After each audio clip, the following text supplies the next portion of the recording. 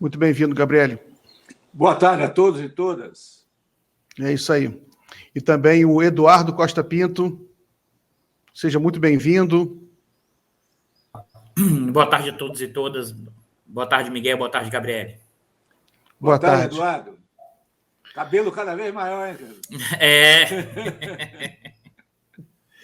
É isso aí. Pessoal, vamos falar um pouco sobre política nacional, depois a gente vai encaminhando aqui o nosso papo para assuntos de energia, petróleo, geopolítica.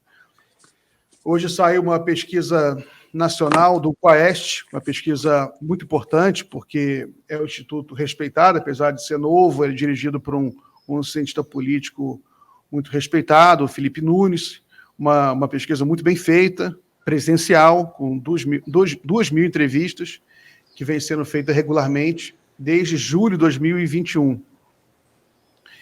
Hoje foram publicados os dados referentes a entrevistas feitas entre os dias 5 e 9 de janeiro. É uma entrevista uma pesquisa muito recente, muito boa. E a gente queria saber se vocês viram essa pesquisa, né, que mostra o ex-presidente Lula na liderança. Se a eleição fosse hoje, ele poderia ganhar em primeiro turno, com cerca de 52% dos votos válidos. E eu vou daqui a pouco colocar alguns números aqui na tela, mas eu queria novamente cumprimentar vocês e perguntar primeiro para o Gabriel. Gabriel, você viu essa pesquisa hoje? Sim, vi a pesquisa. É uma pesquisa muito relevante, me parece, mas ela não muda muito as outras pesquisas. Ela é relevante porque ela é a primeira de 2022, mas ela mostra, ao meu ver, dois fenômenos políticos muito importantes. O primeiro fenômeno político muito importante é a grande, digamos, preferência do nome de Lula nesse momento. Lula está com, segundo a pesquisa, quase com o dobro, 45-23, se eu não me engano, em relação ao Moro. Ao Bolsonaro. Mas existe um segundo fenômeno que me parece muito relevante observar, que é a relativa estabilidade daqueles que avaliam o governo Bolsonaro como bom, estável. Ou seja, Bolsonaro, apesar de tudo, mantém a sua base de apoio forte, não sei se com base em elementos pragmáticos e políticos, mas essencialmente com componentes ideológicos muito presentes nesse momento. Portanto, o quadro é muito favorável a Lula nesse momento, mas a eleição vai ocorrer daqui a 10 meses e, portanto, nesses 10 meses muita coisa pode acontecer e os apoiadores de Lula não devem deitar na cama, né? Não isso aí. Podem ter fama e deitar na cama, porque a briga vai ser difícil. É isso aí.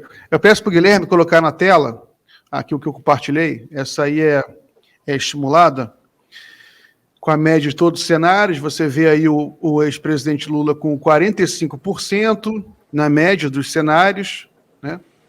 E o Bolsonaro com 23%. O Lula, então, tem praticamente o dobro do Bolsonaro. O Sérgio Moro não decolou, até o momento, pelo menos. Ele chegou a 10 em dezembro, caiu para 9 agora. E o Ciro Gomes se desidratou, né? Que ele começou na série com 11%, agora tem menos da metade, 5%. Quer fazer algum comentário sobre isso, Eduardo? Quero sim. Só antes de fazer esse comentário, lembrar que o Gabriel também é professor aposentado da Federal da Bahia. Estou lembrando isso, Miguel, porque há 10 anos atrás ele foi meu professor de econometria, tá? Mas vamos lá, vamos seguir aqui. Não, muito bem. Não, até peço desculpa aqui ao Gabriel por não ter apresentado 10 direito. Não, muito mais de 10, viu? É isso aí. Mas acho que, Miguel, tem um ponto 10 aqui. anos eu já saí da Petrobras. Não, 10 não. Falei errado, Gabriel. São 20 anos. Foi em 2002. São 20 anos. Que 10? São 20 anos atrás. Que 10? 20 anos. Mas, Miguel, eu queria chamar a atenção, porque aqui eu queria reforçar o que o Gabriel falou, mas por exemplo, tem uma base do vota no Bolsonaro consolidado, mas é consolidado há muito tempo. Eu tenho chamado isso a atenção há bastante tempo. Se você olha, por exemplo, a pesquisa Datafolha, ela tem uma pergunta que para mim é emblemática, que é o seguinte: você confia no Bolsonaro independente de qualquer coisa? Tá? Essa resposta, desde quando o Bolsonaro entrou no governo, gira entre 19% e 21%. Não caiu abaixo de 19%. E aí o Gabriel chamou atenção porque tem uma base bolsonarista que tem uma dimensão ideológica da conexão com o Bolsonaro. Tem uma conexão que está associada ao comunismo está avançando, tem a Guerra Santa, e isso é um conjunto significativo. Por isso, Miguel, acho que a figura do Bolsonaro, ele pode perder a eleição, mas acho que o bolsonarismo permanecerá com uma fatia relevante da sociedade brasileira por um período mais longo. Acho que esse é um fenômeno social mais estrutural que as pessoas não estão levando isso em conta. Então, acho que, por exemplo, o Bolsonaro... E aqui, não essa pesquisa, mas a pesquisa anterior da IPEC, chamou muita atenção uma coisa, a pesquisa a espontânea. Se você pegar a espontânea, os votos do Bolsonaro e do Lula, as pesquisas do ano passado, nunca foi tão grande a espontânea a um período tão longo da eleição. Ou seja, você tem votos muito consolidados, tanto do Lula quanto do Bolsonaro, né? E que o Bolsonaro, nesse patamar, com piso alto, e o Lula... Guilherme, Guilherme, coloca... Desculpe, Eduardo. Coloca na tela a espontânea, que aí pode continuar falando, Eduardo. Fica melhor ilustrado. Isso. Se você observa a espontânea, ela é significativamente alta 10 meses da eleição, né? Isso é muito expressivo, né? Isso é muito expressivo.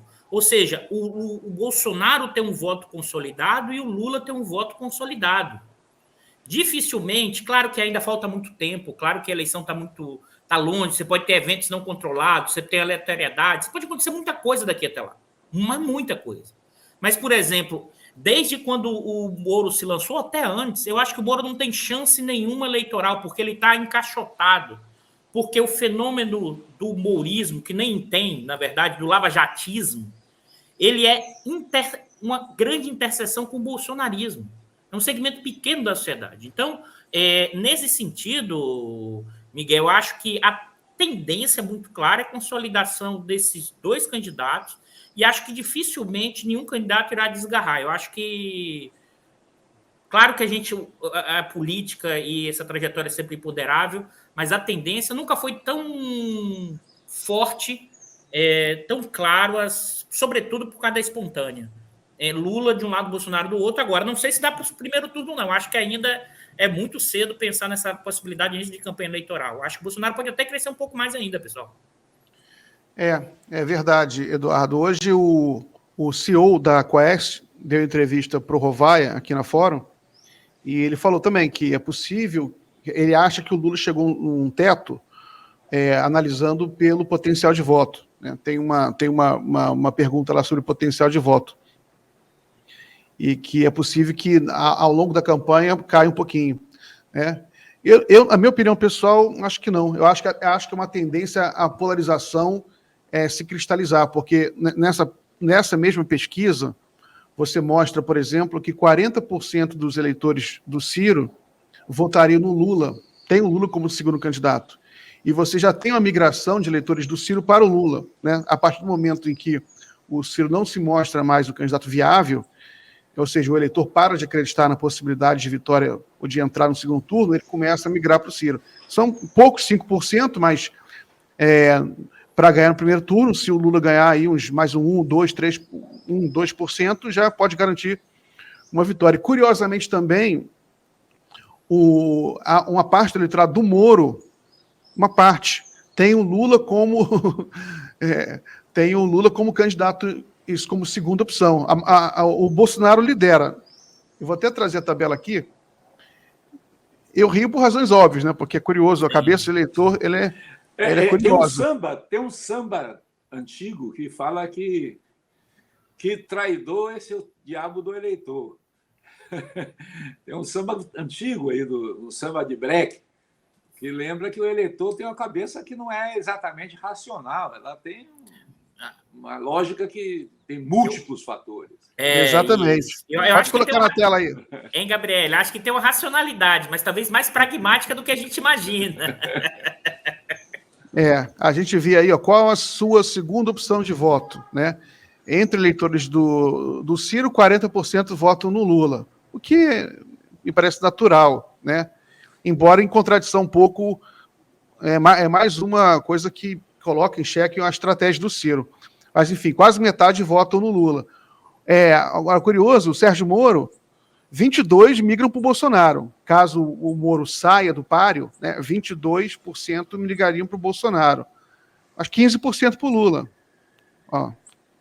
E o João Dória, ele 25% para o Lula. A primeira opção quer dizer, a segunda opção do eleitor do Dória é o Lula.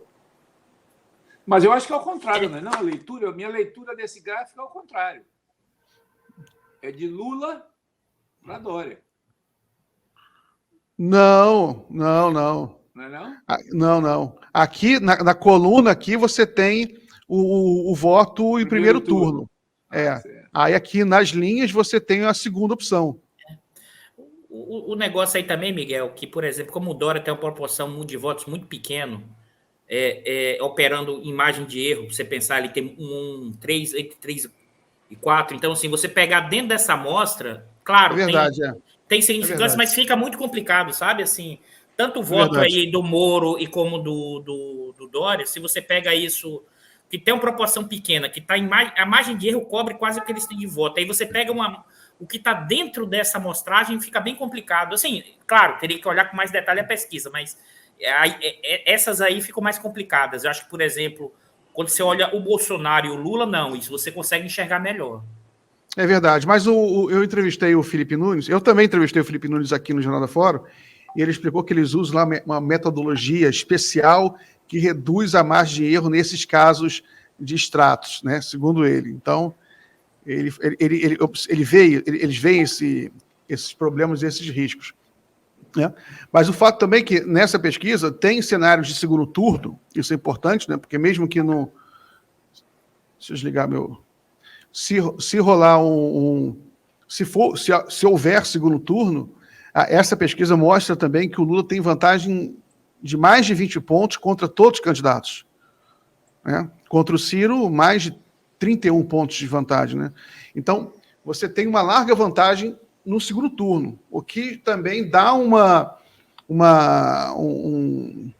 conforto ao Lula para fazer as articulações hoje. Né? Tanto que ontem, um dos assuntos mais discutidos ontem foi uma notícia de que o Geraldo Alckmin estaria falando com os seus amigos, uma notícia que veio da imprensa de Brasília, que o Geraldo Alckmin avaliava que era possível e que era provável que o MDB e o PSD, a partir do momento em que eles entendessem que a terceira via não tinha viabilidade, né, ou seja, os seus próprios candidatos, no caso do PSD, o Pacheco, no caso do MDB, a Tebet, a tendência era apoiar o Lula, né, MDB e o PSD. Gabriel, você que é um homem experiente em política nacional, você vê isso como possível nessa eleição? Esses partidos mais de centro apoiaram o Lula já no primeiro turno? Olha, em primeiro lugar, eu acho que os partidos mais de centro, eles sempre tiveram uma prioridade para a eleição de deputados e senadores, para a eleição de congressistas, mais do que a eleição do executivo. Segundo lugar, eles são movidos pragmaticamente. Então, não há muita questão ideológica, muita questão da aderência político-ideológica dos deputados e senadores desse chamado centrão. E, nesse sentido, a capacidade de atração de quem vai ganhar é muito grande. Então, evidentemente, que se houver uma clara sinalização, continuar essa tendência dessa pesquisa, eu acho que haverá um poder de atração muito grande da candidatura do Lula, que pode até ser um problema, porque isso vai criar dificuldades para, digamos, a formulação de propostas, de programas, em termos de uma clareza programática maior, uma vez que a aproximação dessas outras forças acabam diluindo perspectivas de mudanças mais profundas da sociedade.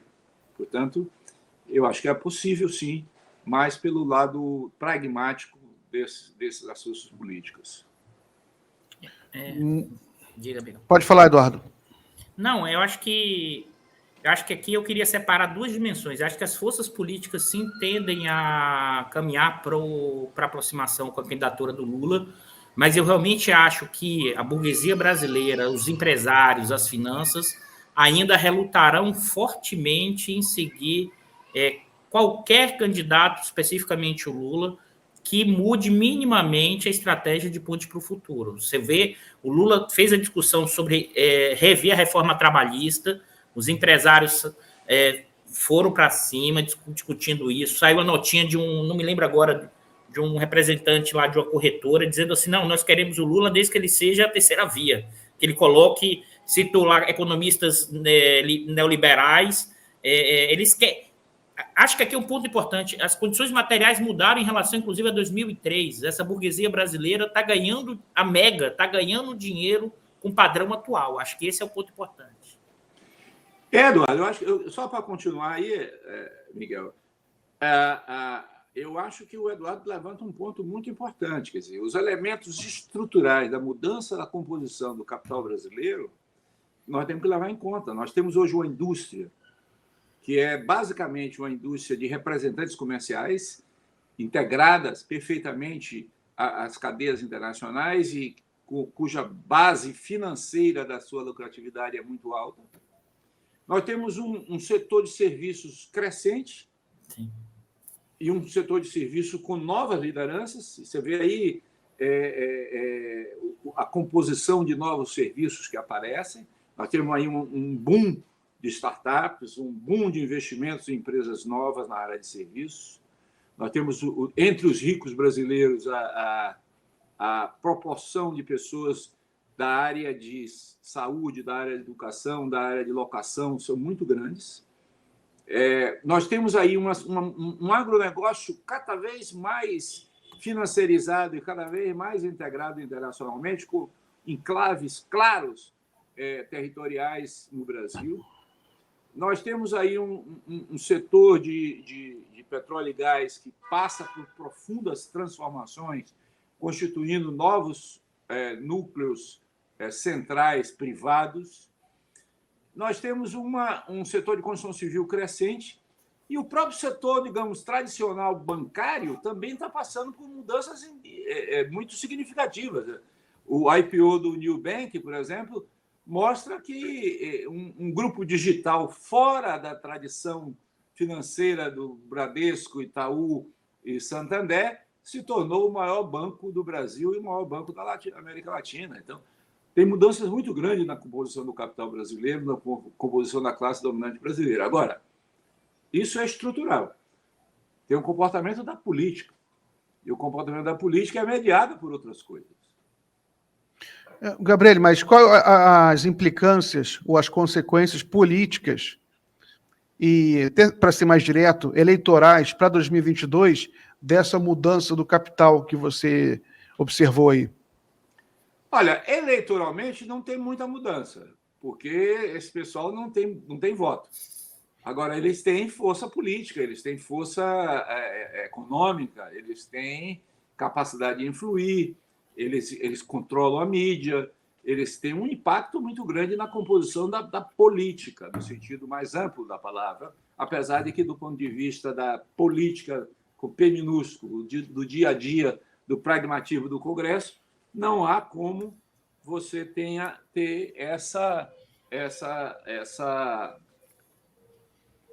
esse efeito eleitoral desses novos grupos. Agora, do ponto de vista de pensar em governo, né, pensar em execução de políticas econômicas, de desenvolvimento, retomada de desenvolvimento, retomada de crescimento, a gente tem que considerar que a indústria está cada vez menos relevante nesse momento e esses setores exigem tipos de políticas novas.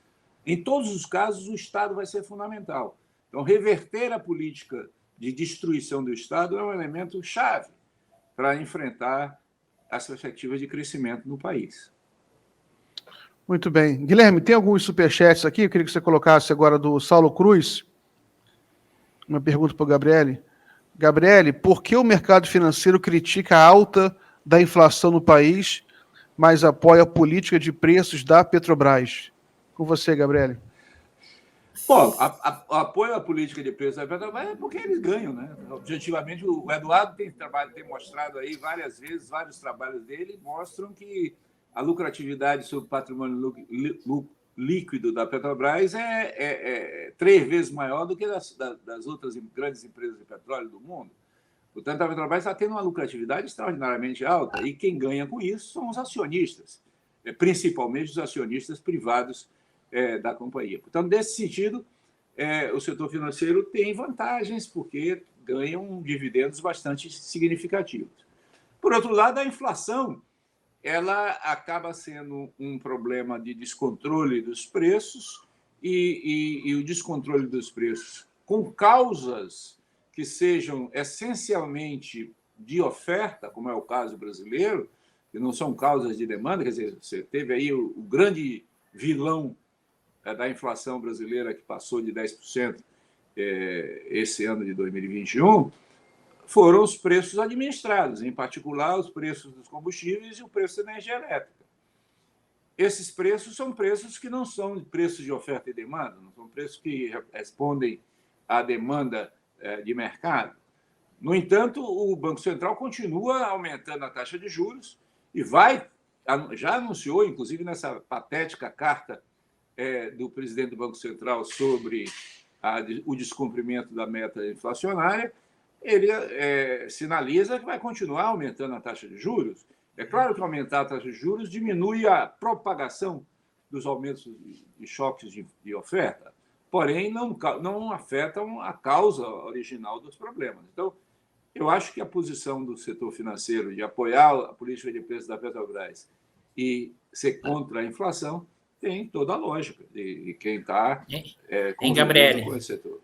Ele ganha nas duas pontas, né? Porque com o aumento da taxa de juros vai aumentar a remuneração de novos títulos e do outro lado ganha com os lucros e dividendos da Petrobras, que esse ano foi de 63 bilhões sendo distribuídos. Essa distribuição que você está falando, Eduardo, eu já vi algumas entrevistas suas, para acionistas privados que você fala?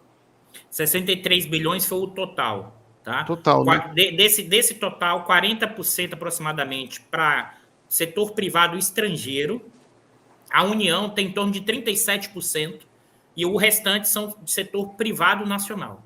Na verdade, desse valor, aproximadamente 62% foi para capital privado, internacional e brasileiro.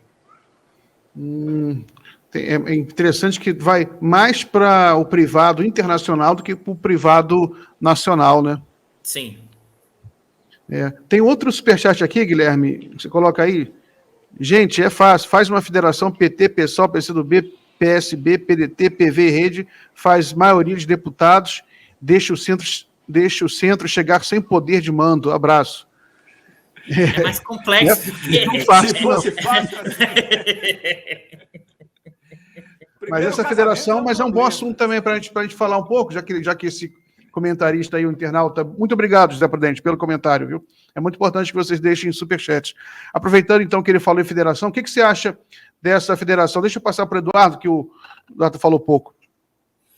Não, eu acho que... E até levantando a pergunta que ele fez, a discussão da federação. Primeiro, mesmo eu acho que um avanço eleitoral do Lula, claro, vai aumentar sim a bancada dos segmentos de esquerda, mas não acho que, por exemplo, a esquerda terá maioria para mudar a Constituição, que é a PEC, né?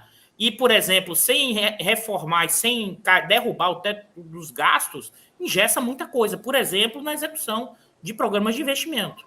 Então, tem uma complexidade aí que eu acho que tem uma aproximação da cena política, ou seja, dos partidos e dos políticos com o Lula, mas, ao mesmo tempo, em outra ponta, esse distanciamento. Agora, a federação, em certa medida, acho que vai dar coesão em alguma unidade por 4 anos importante, mas aí o Gabriel já alertou, tem uma dificuldade, inclusive, de fazer a federação nesse sentido mais amplo. Tem uma dificuldade política da organização dessa estrutura, mas eu acho que é uma forma importante, pelo menos nesses próximos 4 anos, se você conseguir articular uma federação maior, para ter um mínimo de coesão no campo progressista do campo da esquerda. E por que eu estou falando isso?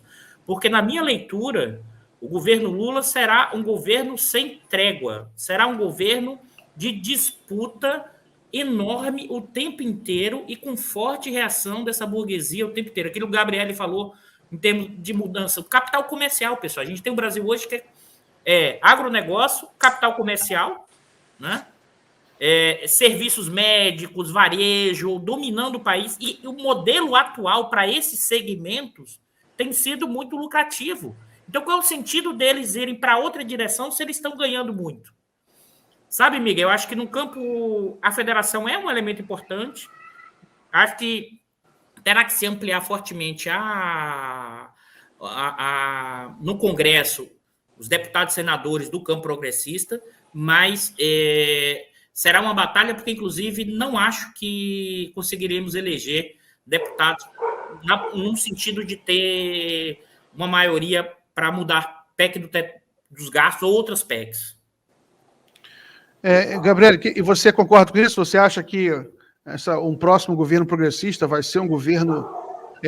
vão ser tempos turbulentos, com muita oposição, muita dificuldade para você implementar reformas? Eu acho que sim. Eu acho que 2023 não tem nada a ver com 2003. A situação é muito mais dramática de destruição do Estado brasileiro e de redefinição do capitalismo brasileiro. Por outro lado, o governo que assumir, ele vai assumir num processo político de desmoralização da política, que está se recuperando, mas nós estamos aí com um período longo de desmoralização da política que colocou a composição do Congresso de forma... O Congresso tem hoje uma bancada ruralista gigantesca, uma bancada evangélica muito forte, uma bancada da bala muito forte, uma bancada conservadora muito, muito forte e uma bancada progressista relativamente pequena. Eu acho que vai aumentar a bancada progressista. Não acho que essa bancada progressista vai se tornar a maioria e acho que a federação provavelmente vai sair, mas ela é uma forma difícil de se articular, porque você teria que ter um conjunto de pontos programáticos comuns para os partidos. Isso tem que ser feito tem que ser aprovado pelos congressos e pelas instâncias partidárias até março desse ano, portanto, nos próximos 2 meses. Você teria que apresentar um estatuto que resolvesse todos os problemas de poder, de decisão, de escolhas, de alocação de recursos, de direção de campanha, etc., nesses 2 meses. E você precisaria ter uma política eleitoral para 2024, para todos os municípios brasileiros e para todos os estados brasileiros. Porque a federação obriga que os partidos fiquem juntos na eleição de 2024. Então, não é um casamento fácil, não é um casamento, digamos, que basta a vontade de eleger um novo governo nesse momento. É um casamento um pouco mais complexo. Hoje saem notícias, por exemplo, de interesses de candidatos cruzados entre os estados, como é que isso afeta as relações entre os partidos. Então, você tem uma situação complexa para trabalhar com muito pouco tempo, porque 2 meses, com um carnaval no meio e uma Covid no meio, não é um prazo muito longo para fazer isso. É verdade. Ainda tem essa Omicron aí que está pegando pesado, né? Essa pesquisa da Coest mostra que aumentou muito a preocupação dos brasileiros com a Covid. E em função da chegada do Omicron, né, os postos de saúde estão todos com muita fila para testes. Você tem uma quantidade enorme de pessoas contraindo o vírus, mas felizmente o número de mortes não está aumentando, né, em função da vacina. ela está sendo menos letal, né? Pelo menos até agora. Pessoal, eu vou chamar aqui o plantão do Lucas. Plantão do Lucas Rocha. Pode vir, Lucas. Tan, tan, tan, tan, tan, tan. Boa tarde, Miguel, a todos e a todas que acompanham aqui o Jornal da Fórum. Miguel, o presidente Jair Bolsonaro deu uma declaração hoje sobre a Ômicron, né? Uma declaração que gerou polêmica, pegando aí esse gancho no que você comentou agora. O presidente Jair Bolsonaro disse que a Ômicron seria bem-vinda. E aí essa declaração gerou aí reação de sanitaristas, especialistas da área médica, inclusive da Organização Mundial da Saúde. Eu vou pedir para o Guilherme colocar aí o vídeo do Bolsonaro falando sobre a Ômicron e a resposta do Michael Ryan, que é diretor da Organização Mundial da Saúde, respondendo essa declaração. O Ômicron não tem matado ninguém. O que morreu aqui em Goiás não foi de Ômicron, ou com Ômicron. Na verdade, ele foi com Ômicron, não foi de Ômicron. Ele já tinha problemas seríssimos, em especial nos pulmões. Acabou falecendo. Agora, o Ômicron, que já espalhou pelo mundo todo, como as próprias pessoas que entendem de verdade dizem, que ela tem uma capacidade de divulgar, de difundir muito grande, né? Mas de letalidade muito pequena. Dizem até que seria um vírus vacinal, né? Deveriam até, segundo algumas pessoas estudiosas e sérias e não vinculadas a farmacêuticas, né? Dizem que a Omicron é bem-vinda, que pode sim sinalizar o fim da pandemia. Or maybe less severe as an individual virus infection in an individual, that this does not mean this is a mild disease. There are many, many people around the world as we speak in hospital, in ICUs, on ventilators, gasping for their breath, on oxygen, who would obviously be very clear that this is not a mild disease. It is a vaccine preventable disease. It is a disease that can be prevented by taking, to a great extent, by taking strong personal precautions to avoid infection, getting vaccinated, and there's much we can do. And this is not the time to give up. This is not the time to give in. This is not the time to declare that this is a welcome virus. No virus is welcome that kills people. And especially when that's, to a great extent, that mortality and that suffering is preventable. Tá aí a resposta da OMS, declaração do presidente Jair Bolsonaro. Miguel, antes de passar para você de volta, eu queria lembrar a todos e a todas que nos acompanham que a mídia independente precisa muito do apoio de vocês. Então, quem está nos assistindo já deixa o like, é de graça, comenta aqui também com a gente, interage conosco. Quem puder contribuir com o Superchat é sempre muito bem-vindo, tornar-se membros, sócios aqui do canal, tudo isso é muito importante para a continuidade da revista Fórum. E uma última coisa, Miguel, também lembrar, a gente está falando de pesquisa hoje, lembrar que teremos dia 24 de janeiro um webinário com Marcos Coimbra, do Vox Populi, explicando sobre pesquisas eleitorais. Esse webinário tem uma taxa de R$100, mas para quem é sócio ou membro da Fórum é de graça. Então fica aí a dica também para quem quer nos apoiar, esse webinário. Muito bom, Lucas. Muito obrigado aí pela participação. Daqui a pouco eu te chamo. Valeu, companheiro. Pois é, Gabriel. A gente tem até que tomar cuidado com o que fala, porque, por exemplo, eu mencionei a menor letalidade desse vírus. O Bolsonaro, ele pega isso, só que ele distorce, né? Ele fala que não mata ninguém, fala que o vírus é bem-vindo. Eu até me sinto mal agora por ter falado aquilo. Mas o que você acha dessa fala do Bolsonaro, Gabriel? Olha, ele, na verdade, eu chamaria a atenção para uma outra fase, que é a reafirmação da lógica da combater a epidemia com a contaminação de rebanho. Quer dizer, é o genocídio que ele está defendendo, em última instância, ou seja, ele sempre defendeu que deveria se acelerar a contaminação, porque, naturalmente, a contaminação iria provocar muitas mortes, porém, a reação dos organismos iria gerar, aspas, mecanismo de defesa dos organismos vivos. É uma teoria genocida, é uma teoria que reflete a despreocupação com a vida humana, a despreocupação com a situação das pessoas, e reflete toda a concepção negacionista que ele tem, quando, na verdade, o que nós estamos vivendo nesse momento, esse surto que nós estamos vivendo resulta, felizmente, de que a vacina diminui a letalidade realmente dessa onda, porém, as aglomerações de final de ano não estão cobrando o preço agora. Quer dizer, grande parte do aumento das contaminações está associada a festas e aglomerações que ocorreram no final do ano. Portanto, nós não podemos abrir mão da vacina, não podemos abrir mão dos mecanismos de proteção individual e de proteção coletiva e não podemos permitir grandes aglomerações. Portanto, carnaval, festas das cidades que têm festas não vão poder ser feitas. Agora, aqui na Bahia, por exemplo, nós temos uma festa tradicional, que é a Caminhada do Bonfim, que seria amanhã e que eu espero que não ocorra. Eu acho que não vai ocorrer. Ô Miguel, eu queria fazer só um adendozinho, acho que é o comentário de você fazer a pergunta, porque eu acho que essa fala do Bolsonaro nos remete a pensar o que a gente falou do início da campanha.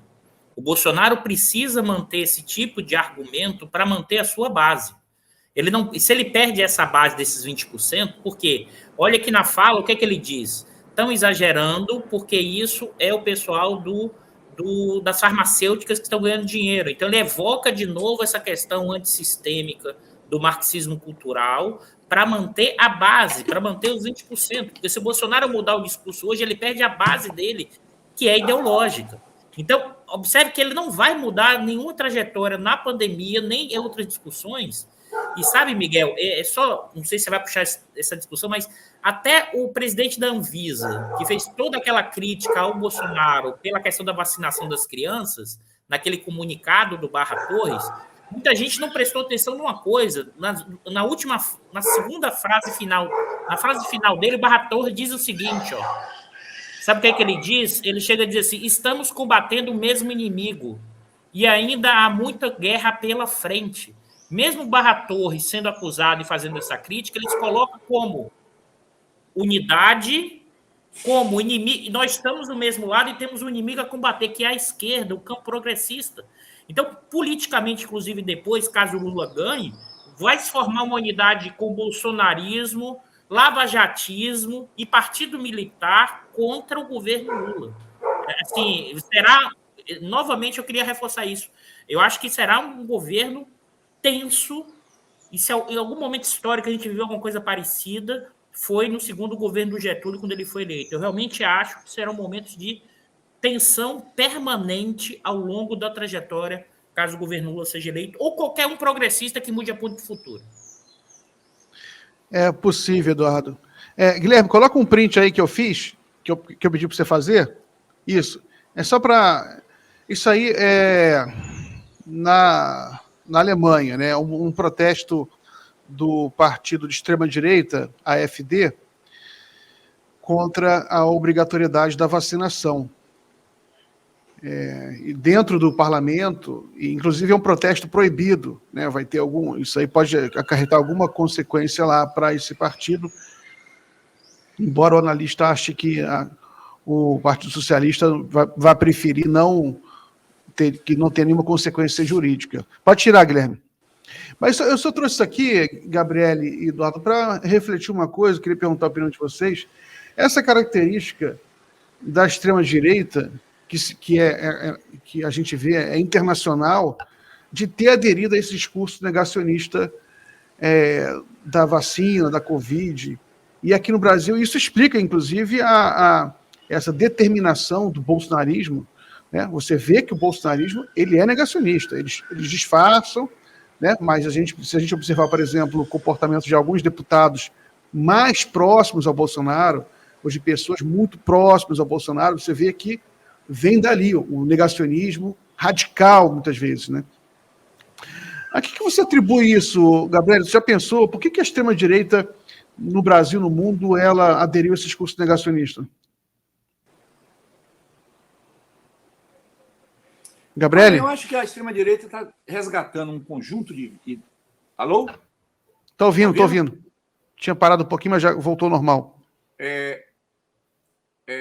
Eu acho que a direita no mundo, e há um movimento de fortalecimento da extrema-direita no mundo, não há dúvida disso, apesar de que recentemente tem movimentos contra essa expansão da extrema-direita, mas a extrema-direita no mundo tem hoje uma radicalização do conceito neoliberal que vai muito mais além de um programa econômico. Quer dizer, o conceito neoliberal, na medida em que destaca a liberdade individual e na medida que destaca a base do indivíduo como progresso, né? Na medida em que condena a ação coletiva, na medida em que condena a participação do Estado realocando rendas excedentes capturadas pelos Estados e repassadas para diversas classes sociais, na medida em que valoriza conceitos tradicionais e conservadores de família isolada, da autodefesa, do armamento da população, e, portanto, tem um conjunto de valores que destacam e ampliam o individualismo e a visão individual, desmontando. A Margaret Thatcher, em 87, chegava a dizer que não existe sociedade, existem apenas indivíduos e famílias. Então, na medida que nega a sociedade, nega o social, ele nega também a ação epidemiológica, ele nega também a ação da proteção dos indivíduos. E, portanto, nega a vacina, nega a necessidade social de você evitar a contaminação.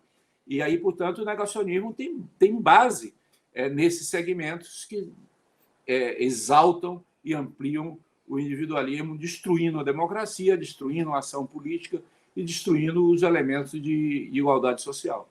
Então, é um elemento ideológico fundante da extrema-direita no mundo. Não é só do bolsonarismo. Guilherme, tem um superchat aí do José Prudente de Almeida Filho. Agradeço muito o superchat, Zé.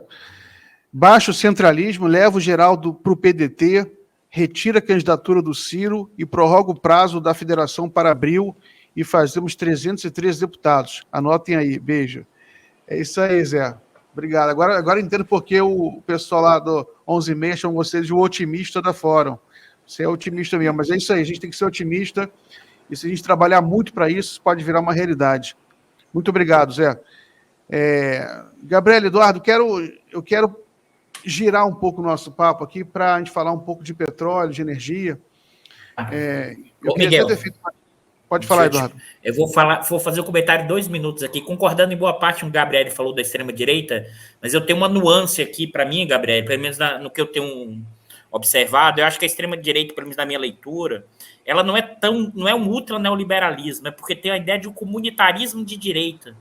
Tem a coisa dos valores acima da questão do mercado. Eu sei que isso é um debate longo, mas a gente pode ficar isso para outras dimensões, porque tem muitas especificidades em cada país, mas tem, inclusive, um embate nos Estados Unidos entre os comunitaristas de direita e os liberais, os libertários. Tem uma dimensão dos valores morais, e essa coisa eles juntaram com a pandemia, que vai na questão individual e da decisão familiar, e também tem outra dimensão que eu acho que é importante, que é o antissistêmico. Olha, estão ampliando a ideia de que a vacina não tem tanto efeito, e os grandes produtores de vacina do mercado farmacêutico estão ganhando. Então, eles evocam uma coisa meio antissistêmica o tempo inteiro. Mas segue, desculpa aí, Miguel, mas segue aí. Não, é bem lembrado. Isso aí, o Bolsonaro, ele, por exemplo, ele tenta se vender como antissistema, né?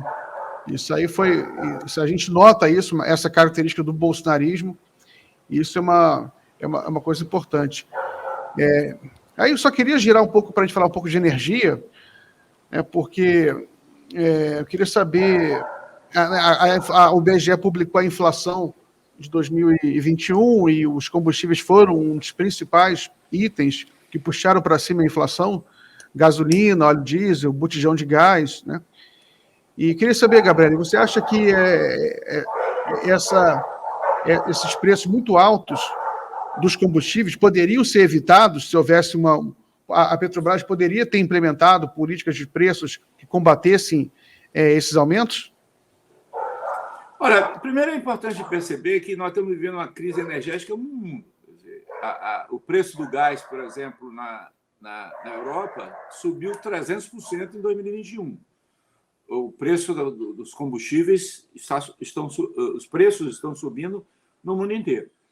Então, há um fenômeno aí de resultado da baixo investimento nos últimos anos, uma retomada assimétrica da demanda em determinados países, que provocou alterações no mercado de produção de petróleo e gás, e há, digamos assim, uma expectativa de que o mercado vai continuar demandando, mesmo que haja uma tendência de transição energética de médio e longo prazo que vai diminuir a demanda no médio e longo prazo. Porém, no curto prazo, você tende a ter um aumento da demanda. Então, portanto, os preços subiram e vão continuar subindo. No Brasil, era necessário e seria indispensável a Petrobras acompanhar como acompanhou os preços internacionais? Eu acho que não. Evidentemente que os acionistas iriam perder um pouco da sua lucratividade. Porém, a Petrobras poderia e tem fôlego e tem capacidade de reduzir, de absorver parte desses aumentos sem ter prejuízo, porque evidentemente não tem sentido levar a Petrobras a ter prejuízo, mas sem ter prejuízo, sem ter também lucros astronômicos, era possível você ter uma certa estabilização das variações de preços sem necessitar do aumento que ocorreu no caso da Petrobras. Mas lembremos também que não é só o caso do petróleo. O etanol subiu mais do que a gasolina. A tarifa de energia elétrica subiu tanto quanto os combustíveis. Portanto, há um fenômeno aí energético importante que nós temos que levar em conta. Então, enquanto nós não tivermos a retomada do investimento público e a retomada do papel da Petrobras e a retomada do papel do Estado no setor de abastecimento, nós vamos ter problemas. Portanto, eu não acho que o problema seja apenas a política de preços. É principalmente, eu diria, a política de abastecimento e a política energética no país. O que é que eu quero dizer com isso? Quer dizer, pode diminuir? Pode. Agora, eu acho muito improvável que você consiga, se os preços internacionais continuarem subindo, segurar por muito tempo os preços domésticos. Se você não tiver um aumento da produção doméstica e se não tiver um aumento da produtividade doméstica. Nós vamos olhar o lado do refino, por exemplo. O parque de refino brasileiro tem aí uma capacidade ociosa hoje em torno de 10% a 15%. Portanto, se a economia brasileira voltar a crescer, nós temos aí 10%, 15% de margem de possibilidade de aumentar a produção com o atual parque de refino. Só que 10%, 15% se esgotam em 2 anos, 3 anos de crescimento em torno de 3% ao ano.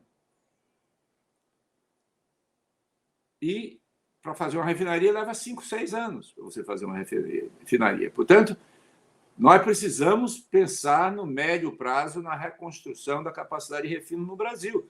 Porque se não tiver aumento da capacidade de refino no Brasil, nós vamos estar produzindo petróleo e exportando petróleo cru, voltando ao início do século nos países produtores de petróleo. E não é isso que nós queremos. Nós queremos que haja a produção de petróleo e que isso provoque um aumento da produção doméstica de derivados, reduzindo a necessidade de ajustar todo dia os preços aos preços internacionais, diminuindo a dependência de importações de derivados. Muito bem. Eu esqueci de informar aqui aos espectadores que tanto o Gabriele quanto o Eduardo Costa Pinto, eles fazem parte do Instituto de Estudos Estratégicos de Petróleo, Gás Natural e Biocombustíveis, INEEP. Um instituto aí muito importante, criado não tem muito tempo, né? Ele é relativamente recente, mas que tem produzido aí estudos muito importantes para se entender o mercado de petróleo, a geopolítica. Eduardo, e geopoliticamente, o que você tem notado aí no setor de petróleo que você pode trazer para a gente aqui, na geopolítica do petróleo? Vamos lá, Miguel. Eu acho que uma tendência, e o Gabriel apontou que acho que tem a ver com esse cenário, tem uma tendência nos próximos anos de uma certa demanda, mesmo com a desaceleração, e acho que tem um posicionamento da questão da segurança energética. Eu acho que a gente nem acabou a pandemia, mas a pandemia nos trouxe uma questão muito claramente, porque seja na questão industrial, na questão energética, a questão de segurança energética e determinadas dinâmicas nesse processo. Então, assim, se você olha a trajetória da discussão da geopolítica, mas assim, do petróleo, você continua ainda com uma certa articulação OPEP como elemento importante. O Brasil, na verdade, poderia ter um papel ativo, porque passou a ser grande exportador, mas tem um papel passivo nesse processo. Eu acho que, mesmo com toda a discussão da transição energética, o petróleo ainda permanecerá, Miguel, como uma mercadoria significativa tanto da acumulação de capital como também da discussão geopolítica. Então, assim, os cenários na discussão recente de geopolítica não chegam grandes profundas mudanças, não. Só talvez algumas áreas mais novas, mas você vai manter a tendência parecida do que a gente tem visto recentemente. Aí, reforçando um pouco o que o Gabriel falou, é fundamental pensar a questão, a política de preço da Petrobras é um elemento dentro da necessidade da reconstrução de uma política energética brasileira para pensar a partir da questão da segurança energética associada à questão dos investimentos do refino, que são fundamentais. Essa é uma coisa que eu queria perguntar para você e para o Gabriele. A gente já está esgotando um pouco o nosso bloco aqui, depois eu vou receber a Carolina.